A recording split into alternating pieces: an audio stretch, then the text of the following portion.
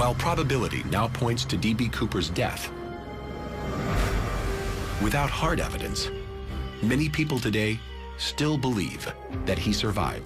Selamat datang di Watch Mojo. Hari ini kita menghitung mundur pilihan kami untuk 10 cerita orang hilang paling menyeramkan. It's a loss without closure, with plenty of clues, but no resolution. It is a real mystery.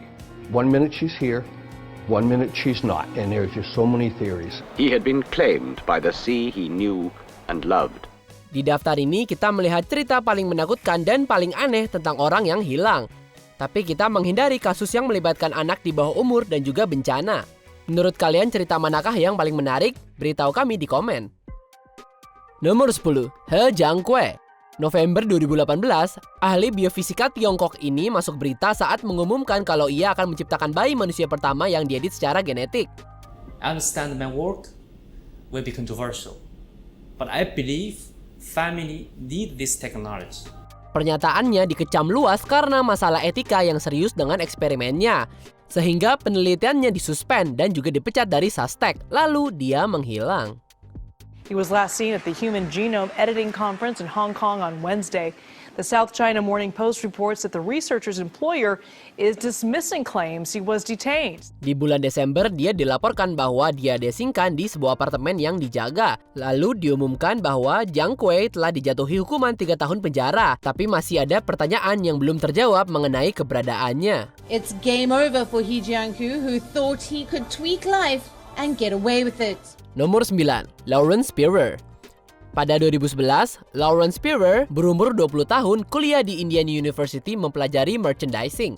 Pada malam tanggal 2 Juni 2011, Spearer pergi dengan beberapa temannya ke Bloomington Kilroy Sports Bar. Dia meninggalkan bar sekitar pukul 2:30 dan terakhir terlihat meninggalkan apartemen dan lalu dia menghilang hingga hari ini. The latest images come from a security camera according to the authorities. Here's one of them, which police say shows Lauren just hours before she disappeared. Banyak teori yang sudah diutarakan, termasuk penculikan dan overdosis yang fatal, karena Spearer dilaporkan mengonsumsi alkohol dan obat-obatan. One theory is that Lauren was kidnapped by a biker gang after collapsing in the street on the way to her apartment. Terlepas dari ribuan donasi dan upaya polisi memecahkan kasusnya, keberadaan Lawrence Spearer hingga saat ini tetap tidak diketahui.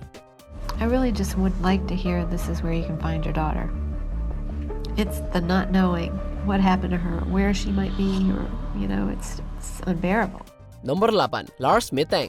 Salah satu cerita paling aneh dan menyeramkan yang melibatkan hilangnya orang adalah kisah pria Jerman berusia 28 tahun, Lars Mittank. Di tahun 2014, Mittank sedang berlibur di resort tepi laut Golden Sands bersama teman-temannya. Saat tiba waktunya untuk pergi, Mittank ditinggalkan di pedesaan karena gendang telinganya pecah, yang membuatnya nggak bisa pergi. Dia check-in ke Hotel Color Varna sendirian. Dia dilaporkan mulai bertindak paranoid. Dia bahkan menelepon ibunya dan memberitahu kalau ada 4 pria ingin membunuhnya.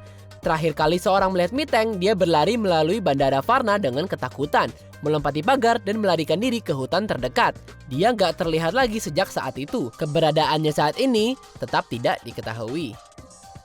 Nomor 7, Maura Murray. Tahun 2004, Murray, seorang mahasiswa keperawatan di Universitas Massachusetts Amherst, mengirim email pada profesornya bahwa ada keluarganya yang mati. It is a real mystery.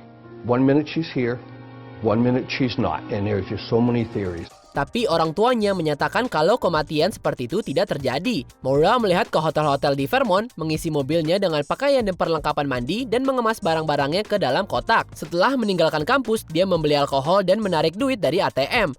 Murray menabrakkan mobilnya sekitar pukul 7 malam, dan saat polisi tiba pada pukul 7.45, dia nggak ditemukan. There was no injury, so they searched on foot and in vehicles. Basically what they were looking for was a person walking or be footprints in the snow. They found none. Petugas di sana menemukan beberapa barang bukti di dalam mobil, termasuk peta ke arah Vermont dan formulir laporan kecelakaan yang masih kosong. Dan Murray-nya sendiri nggak ada jejaknya. All I have left is the public, because I'm not getting any help anywhere else. I'm asking for help for my daughter. Nomor 6, The Springfield Tree. Kasus orang hilang ini di mana Cheryl Leavitt, Stacy McCall, dan Susie Streeter ketiganya menghilang, tapi nggak terpecahkan sejak 92. Ceritanya dimulai di rumah Leavitt di Springfield, Missouri, tempat para wanita bermalam setelah menghadiri pesta. The girls leave the party just after 2 a.m. Cops believe Stacy and Susie walked through the front door of Cheryl's house on Delmar Street about 15 minutes later. That's where the mystery begins. Saat seorang teman tiba di rumah keesokan paginya, ketiganya hilang walaupun mobil mereka diparkir di luar. Authorities say there was no sign of a struggle.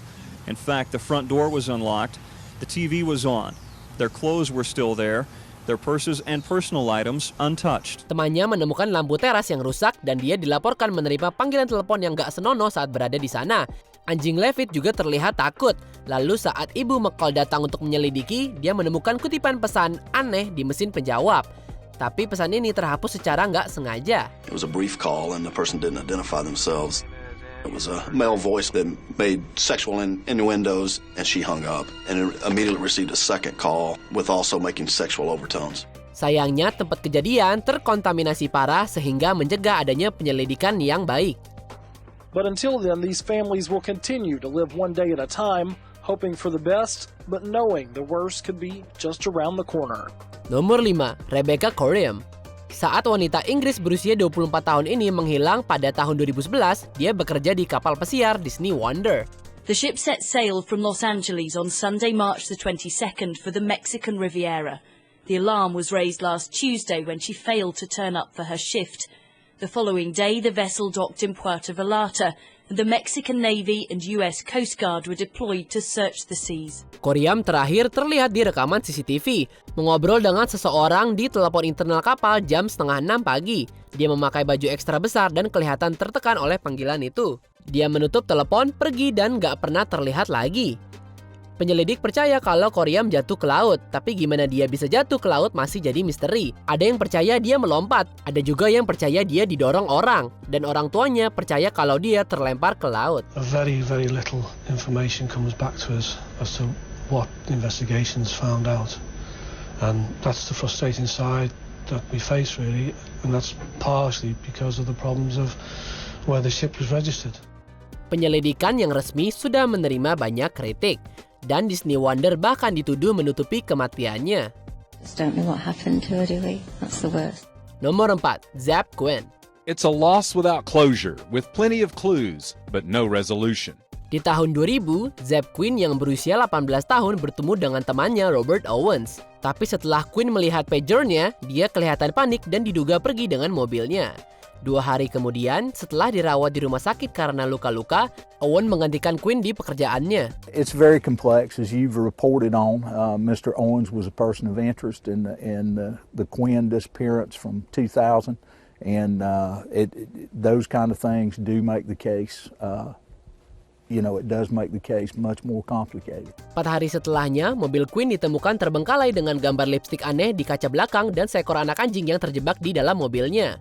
His mother has some hope he could have been kidnapped and is still alive. Di 2017, Owen didakwa dengan pembunuhan tingkat pertama atas kematian Quinn dan saat ini sedang menunggu persidangan.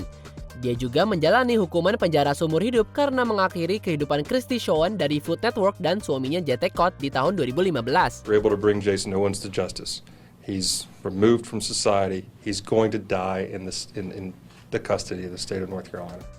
Dan nasib Quinn hingga sekarang tetap jadi misteri. Nomor 3, Harold Holt. Di tahun 67, Harold Holt menjabat sebagai Perdana Menteri ke-17 Australia. Holt pencipta alam terbuka yang hampir berusia 60 tahun, dan dokter pribadinya baru-baru ini menyarankannya untuk tidak berenang.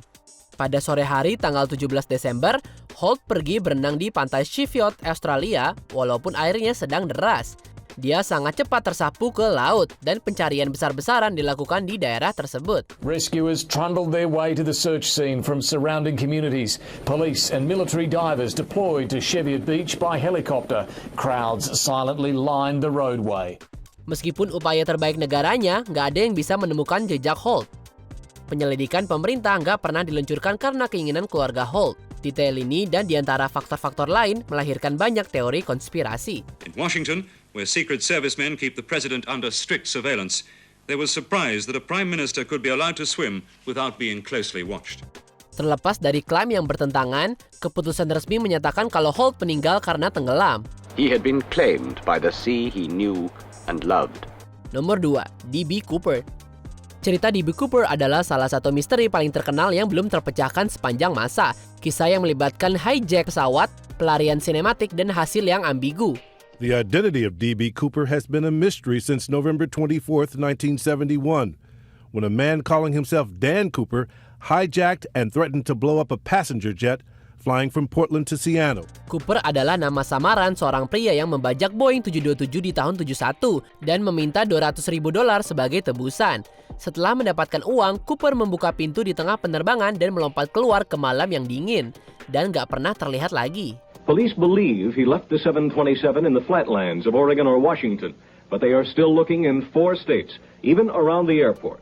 Satu-satunya jejak Cooper adalah sisa-sisa uang yang dia peras yang ditemukan di tahun 80. The portion of ransom money a family discovered buried in sand while camping along a sandbar, Tina Bar, in the Columbia River in 1980. Tapi sisa uangnya dan D.B. Cooper sendiri tetap hilang. Banyak agen FBI mengatakan kalau Cooper kemungkinan besar tewas dalam lompatan itu. Tapi sekali lagi, kasus ini belum terpecahkan. While probability now points to D.B. Cooper's death,